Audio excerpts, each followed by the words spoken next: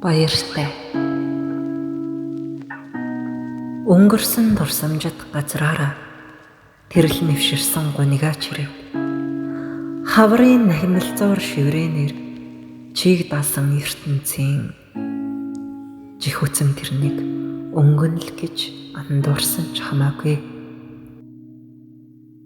Сэтгэлийнхээ бухал өвсийг хадланд хадуулчгаад сэвэлцэн салхинд шаргалцсан наранд сэтгэлд буй дурсамжит дууга аялан дуусаар алслан холдох байлгүй дээ.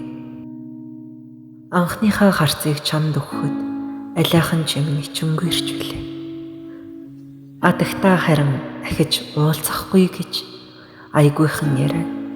5 мэдрэхүйг минь цавуудаж таглаад хүлж оосрлоод модон торхонд бөөгнүүлж хийгээд далайн чандад хайсан мэт байдаг байсансан.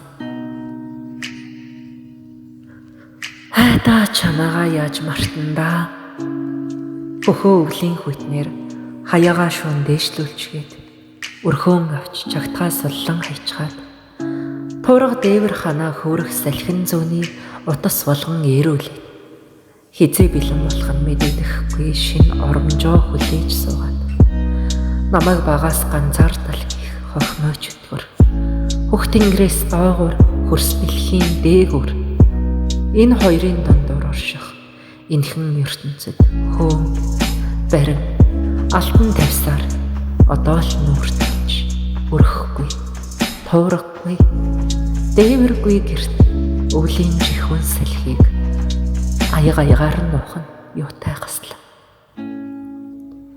Гисэн ч гэлээ явдаа хайрт минь явдаа. Би нэндээ халуун цайтай дулаахан гэртээ амгалан байгаагаа бичиж явуулнаа. Миний үүдийг тогшин ганц өдөрч болов намайг нөмхөн дээлэнд минь дулаацуулж анилцсан нүдийг минь үнсэнд баярлаа. Ядарч алжаасан сэтгэлд минь золгоод бутсан буцах хунгийн цуван чи байсан гэд ядмагхан ширүүн аашиг минь эрхлүүлсэн сөүлчийн бөгөөд эцсийн урилгагүй зочин минь чийл байсан юм шүү хайртай шүү.